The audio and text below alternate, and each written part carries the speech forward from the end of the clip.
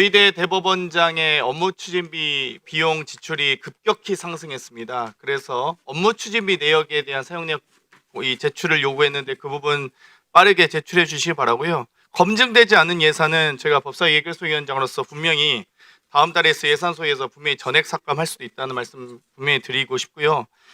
또 모든 공무원은 출장을 해외 국외 출장 갔다 올 시에 출장 계획서와 결과 보고서를 제출하게 되어 있습니다. 유일하게 지금 대법원만 제출 안 하고 있거든요. 이 부분에 대한 자료 요구. 아니 국외 출장을 공무로 다녀오셨는데 그거를 제출 안 하고 계시기 때문에 거기에 대한 제출을 요구해 주셨으면 좋겠습니다. 이상입니다. 네. 자, 그러면 대법원 측에서는 빠르게 자료 요구를 위원님들께 드리시기 바랍니다. 예, 손인도 그렇게 의원님, 하겠습니다. 장경태 의원님 그리고 송석준 의원님 세 분입니다. 네. 곽필태 의원님, 자, 질의 순서입니다. 진행해 주시기 바랍니다. 7분입니다. 오늘 대법원에 대한 국정감사 진행하고 있는데 지금 한 3시 반 정도가 됐는데 정상적인 국정감사에서의 질의는 제가 지금 오늘 처음 하는 걸 겁니다. 오전에 뭔가 많은 일이 있었던 것 같은데 오전에 질의는 사실 국정감사에서의 질의가 아니었습니다. 기관 증인들이 선서를 하지 않은 상태에서 희한한 국정감사가 진행됐기 때문에 그렇죠. 오전의 상황에 대해서 다시 한번 언급하면서 유감을 표시하지 않을 수가 없습니다. 과거의 대법원 국정감사에서는 대법원장의 인사 후에 이석을 하고 법원 행정처장 등 기관 증인 선서한 후에 질의가 시작됐었습니다. 그런데 이런 관례를 다 무시를 하고 대법원장이 이석하지 않은 채 기관 증인 선서도 하지 않고 국감을 진행을 했습니다. 그러면서 법사위원장이 독단적으로 대법원장을 참고인으로 일방적으로 규정을 했고요. 대법원장의 이석을 요청한 법원 행정처장의 의견을 무시하고 또 위원장이 일방적으로 7명의 위원들에 대해서 질의를 하라 이렇게 했습니다. 사실 질의가 아닌 일방적인 토론이었죠.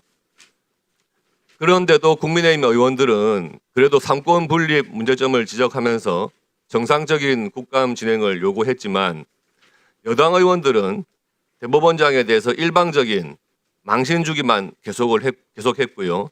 그 내용을 봐도 현재 계속 중인 이재명 대통령의 재판에 관여하겠다는 목적을 아주 노골적으로 드러냈었습니다. 7명의 질의 순서를 정하면서도 원래 질의 순서가 정해져 있었는데 7번째로 질의하게 돼 있던 본 의원의 질의 순서를 일방적으로 법사위원장이 또 바꿔가지고 다른 의원들의 질의를 일방적으로 시켰습니다.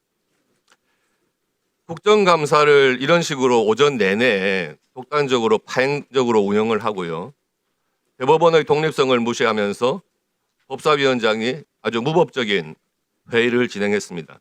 또 그 내용도 이재명 대통령의 사건에 대해서 마치 재판을 하는 무죄 변론하는 변호인들의 변론 현장을 보는 듯해서 굉장히 유감이었습니다.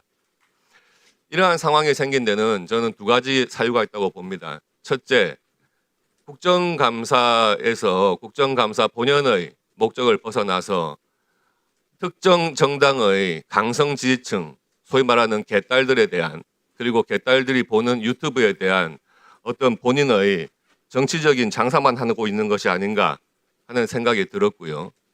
다음으로 대법원장이 임의로 이석을 하거나 하는 그런 불미스러운 것을 유발을 해가지고 마치 탄핵의 또 어떤 빌미를 만들려는 듯한 그런 의도가 아니었나 하는 생각이 듭니다. 굉장히 유감스럽게 생각합니다. 이 상황에 대해서 법원 행정처장께서 오전에 분명히 대법원장의 이석을 정식으로 요청을 했음에도 상당 시간 대법원장이 앉아있는 상황에서 대법원장 망신주기, 모욕주기 이런 상황이 전개된 것을 보셨지 않습니까?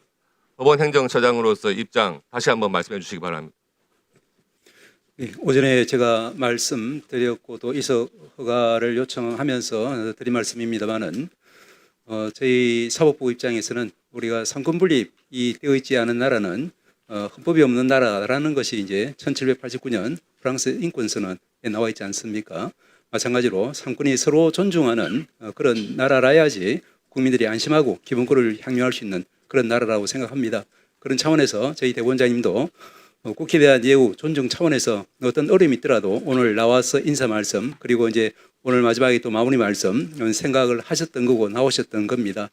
같은 맥락에서 우리 국회에서도 대법원장님에 대한 즉 대법원장님 개인에 대한 차원이 아니라 사법부의 수장이라는 그런 지위에서 최소한의 존중과 예우를 갖춰줬으면 좋겠다는 그런 취지를 말씀드렸습니다. 알겠습니다.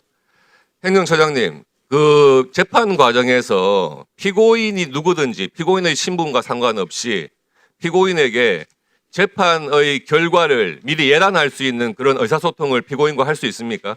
그렇게 해서는 안 된다는 것이 법관들의 기본적인 윤리로 알고 있습니다. 동영상 자료 한번 보시죠. 오셨어요. 일종의 특종일 수도 있는데 그 얘기를 하면 대법원 쪽에 저한테 직접은 안 오지만 이 소통들이 일부 예. 있잖아요. 예, 예. 사람 사는 세상에 이게 없을 수 없거든요.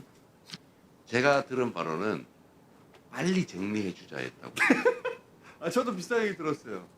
빨리 기각해 주자. 깔끔하게. 그랬다고 해요. 저도 그런 얘기 들었어요. 그런데 어느 날 바뀌었대요.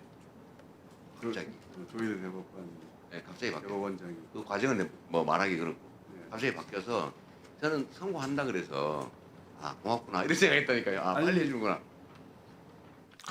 예, 지금 보셨듯이 이 방송이 대선 하루 전날인 6월 2일 날 피고인 이재명이 유튜브에 나가가지고 저렇게 스스로 밝히고 있는 내용입니다. 대법원의 선고 결과를 미리 본인한테 알려줬다는 거예요.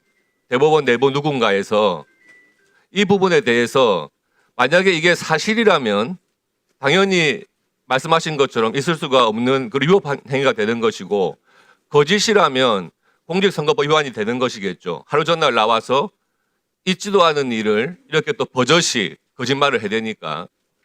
그런데 만약에 지금 이재명 대통령이 말한 것처럼 사전에 이 선고하는 내용에 대해 가지고 대법원에서 누군가 알려줬나 하는 문제에 대해서 확인해 보신 적이 있습니까? 위원님 너무 잘 아시겠지만 그런 일이 있을 수 없다는 것은 잘 아시지 않습니까? 그런데 이렇게 하루 전날 나와가지고 이런 말을 하는 사람이 대통령이 됐어요. 그렇다면 대법원에서 대법원의 사건에 대해서 누군가 여당 인사나 대통령 측과 교류했거나 소통했거나 하는 것을 확인해 보셔야 되는 거 아닙니까? 있을 수 없는 일이기 때문에 굳이 확인할 필요를 못 느낍니다. 그럼 허위입니까? 허위면 공직선거법 위반 아닙니까?